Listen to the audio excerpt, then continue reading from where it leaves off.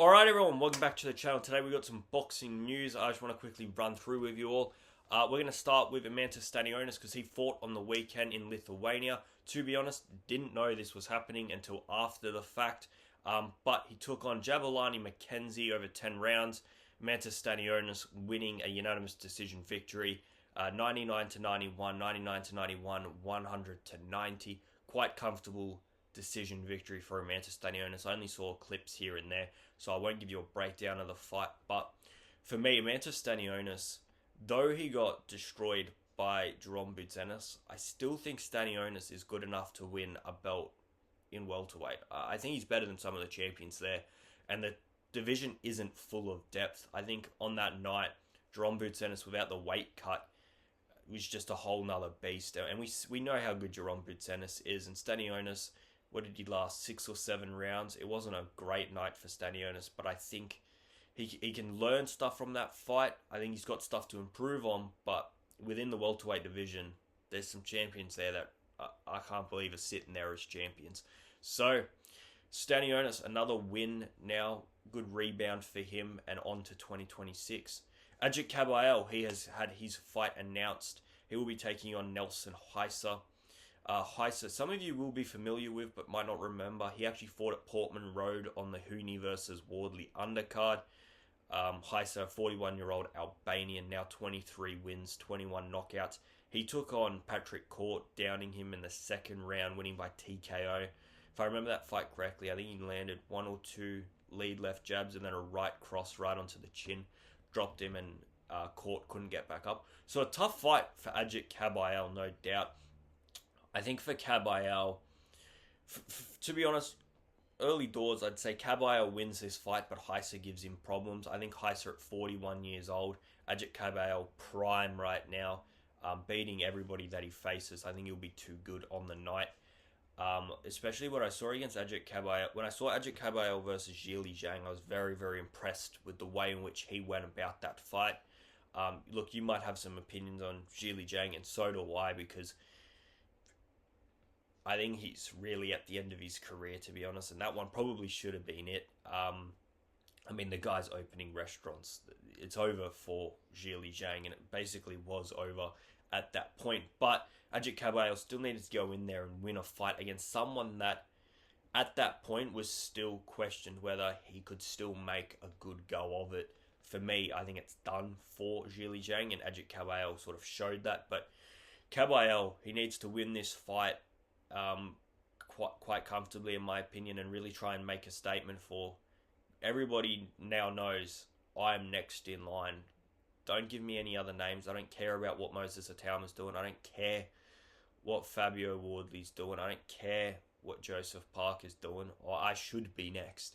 Look, to be honest, it will be Joseph Parker next to fight Usyk, and what happens after that will remain unknown until the outcome of Usyk versus Parker and what Usyk decides to do. But for me, there's no person more deserving of a title shot than Ajit Kabayel.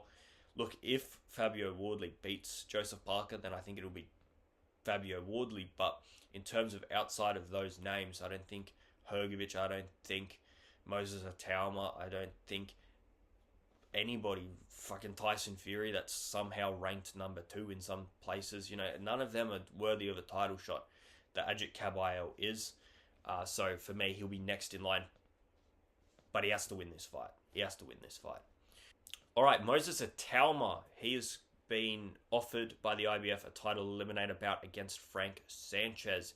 He has declined the offer in hopes to take a different path through the WBO and the WBA towards a world title shot. I think this is matchmaking from Frank Warren. I don't think Frank Warren really wants him to face Frank Sanchez. Frank Sanchez, someone that we know he's beatable. We saw what Ajit Kabayel did to him, but we also see what he did to FA at Jagba. And I think Frank Sanchez is someone that Moses Itauma could beat, but I probably wouldn't be surprised if he lost to, if that makes sense. And that's not a slight on Moses Itauma. I just think Moses Itauma is still a 20-year-old fighter, someone that is slowly building, and I think Frank Warren's doing the right thing in matchmaking him properly and building him as a fighter rather than throwing him into really, really, really overly tough challenges too early, where he might get setbacks or knocked out, and then all of a sudden you're questioning, and the media all circulate on a young kid who's just sort of starting to grow. For me, though, it is a time that's pivotal in Moses Itauma's career. We're all talking about how close he is to a world title shot. No fighter can get to a world title shot and think they can compete when they haven't been experienced or in tough battles beforehand. No fighter has gotten to a world title shot without being challenged. You look at some of the names right now that are vying for one, or that have vied for one. You look at Daniel Dubois, he had to beat some big names, including AJ, to get to a title shot. Ajit Kabayel, he hasn't even got a title shot and he's beating big names. Joseph Parker hasn't got a title shot and yet he's having to face Fabio Wardley after facing Deontay Wilder and Zhili Zhang. So, for me, Moses Itauma, there will be a time where he needs to really start honing in and saying, I want top 15 guys, I want top 10 guys to build myself up for Usyk. And to me, Frank Sanchez might have been the best option, because outside of that, I'm not sure who he's looking at fighting. Is he looking at fighting a Michael Hunter? Is he looking at fighting a Jarrell Miller, a Bacoli, Zhili Zhang? I know I just said he's finished, but I think it's still a step up from Dillian White. He's got to pick someone and he's got to start thinking about how can I build. To be honest, I think he can beat Hrgović, and that's a number 4. I think that's probably the best fight. I don't think Moses Itauma. I think it's a good fight because I don't look at Hrgović and say you've got that one punch power to knock out Itauma or really hurt him. I think Hrgović can outbox Moses Itauma, but I think being outboxed by someone at 20 is very different to being flatlined by somebody like Daniel Dubois at 20. I think there's different ways to gain experience, and the one experience you wouldn't want is being flatlined by someone like Frank Sanchez. So I think that's why they've declined the offer, but only Moses Itauma will know that for sure, why they haven't taken that fight. Alright, the last bits of news that I want to talk about. Zuffa Boxing have announced a broadcast partnership with Paramount. This partnership with Paramount reinforces our vision to redefine the way viewers consume boxing. More fight fans will now have access to watch some of the most exciting boxers around. We have seen the proof that the appetite is there. This is the future for live boxing coverage and will ensure the sport continues to thrive. That's Turki Al-Sheikh. Dana White said, I'm excited to bring great boxing events to a global audience. There are millions of boxing fans that will now be able to watch competitive fights with up-and-coming boxers as well as the biggest stars of the sport. Paramount will be the home for the UFC and boxing fans to watch. So this will be interesting to see. Now, if you are a UFC fan, as I am, you're probably going to end up with a Paramount Plus subscription next year to watch the UFC.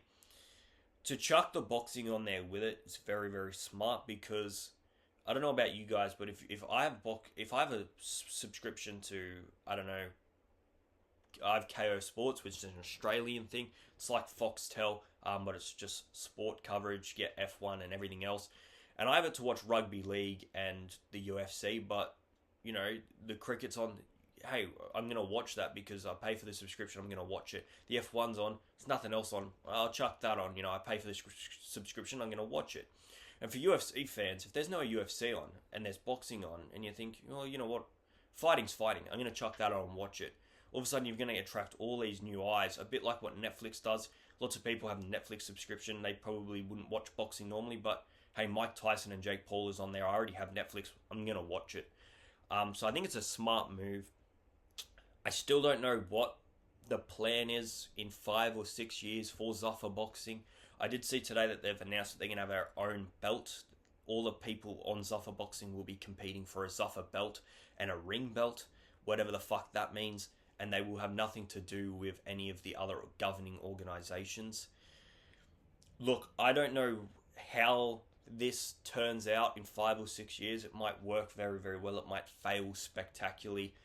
There is a lot of heritage within the other belts. And for me, the other thing is, does this mean that, say, Canelo versus Crawford, that was Zuffa Boxing and Seller, is that now no longer going to be those events on Netflix? This will now be a Paramount Plus thing. So anything that Dana White promotes, I expect to be on Paramount Plus. So it will be interesting to see how the next few years go with boxing. I think this ring belt has become more and more prominent the past 2 years. You can see it already, how important this ring belt is compared to maybe some of the other belts that were important, but less so.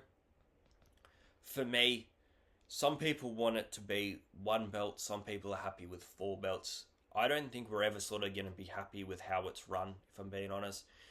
If there's 4 belts, we're going to be questioning what this body's doing and this body's doing. If there's one belt, we're risking all of boxing down to one organization to get it right. And from history, it probably won't work because of favoritism, because of politics, for a whole numerous amount of reasons. And one reason I say that is you sometimes see it already with Ring. I don't like ripping into Turkey too much because I think he does so many great things, but sometimes it gets on my nerves a little bit. The favoritism that he sometimes shows towards fighters, it sort of creates a bad look. When you're the matchmaker, when you're given the opportunities out, it should be based on what they're doing in the boxing world, not based on how you feel about them on a personal level. And somebody that I've spoken about that on this channel is actually the way in which he speaks about Tim Tszyu. I think it's, you might have a personal grudge with him, but he shouldn't be not given the opportunity to fight on the ring cards because you have a personal beef with him. This is boxing, this is a sport, and if Tim Tszyu, though he's not, but if Tim Tszyu was at the top of the sport, he should be given that opportunity no matter what you think about him on a personal level, if that makes sense. But we'll have to wait and see what Zuffa Boxing has in store. All right, final bit of news. Canelo Alvarez. He's going to undergo elbow surgery. Ring Magazine posted this morning that he's going to undergo elbow surgery in hopes to recover and be back in the ring mid-2026. So obviously he has aspirations to get back in the ring. For me, look, I don't know how many more fights I want to see Canelo fight in. The one thing I will say about Canelo is he's going to have probably close to 12 months off here, depending on how the elbow surgery goes, depends on when his next fight is, depends on who he wants to fight. I think a lot has been compounded on Canelo Alvarez off that Crawford defeat, and the way in which he went into that fight. I think you now look at the way in which he was fighting Crawford, and then you look at the way he fought William Skull, and you're seeing the same sort of things, very flat-footed, very slow, very sort of one idea of how to win a fight, and that is, I'm going to try and land hooks, and I'm going to try and drop them with one punch. Whether Canelo needs to look for a different trainer, I did see, I can't remember who I saw speaking about that. That's bad. Who said that? I saw an interview not so long ago and somebody was saying the same thing. Doesn't matter. Whoever it was, I agree with their opinion that he needs to find a new trainer. It's just, you've got to learn to win a fight more than one way, and I want to see him take a new approach. He can't be walking around so slowly, so in the mud to win fights, especially against some of the people that now he's going to come up against. This isn't a young Canelo, and we saw that. This isn't a young Canelo. And if he can't hurt his opponents, he's in a bit of strife because it doesn't seem like he's going to be active enough to outbox them on a scorecard. And some of the shots that Crawford landed on him were... I know Crawford's on another level, but it's dangerous, especially when you look at some of these young killers that are coming through the super middleweight rankings. When you look at Shiraz and Bealey, and you look at Pacheco, and you're looking at Canelo saying, do you still have what it takes to keep up with these young kids the way you're fighting right now? And I'm not sure. So that's something Canelo really needs to look inwardsly on and say, I know I've been with my trainers for a long time, but I'm at a new stage in my career, and I think I need to change some things up, freshen up myself, my camp, my training, my tactics, and have a final run at it and see what we can do. If he doesn't think about that and he goes into another fight, fighting the way he did, even against Belonga, you dropped him early 4 or 5 years ago, Canelo kills Belunga. Belunga doesn't get out of the next round, and for some reason, Belunga was there at the end of the fight. So it's things like that where you got to question what's happening with Canelo and his camps. I think, like I said yesterday about Jack Catterall, it never hurts to switch things up. It doesn't hurt to freshen it up, have a new look, have a new person telling you what to do, new ideas, new tactics, new everything. So that's one thing I will say about Canelo. I hope his elbow surgery goes well, and I hope we get to see him early next year, because as much as I've spoken about Canelo negatively today, he is one of my favourite fighters of all time, no doubt about it. Alright guys, like, subscribe, leave all your thoughts in the comments below, and we're out of here. See yous!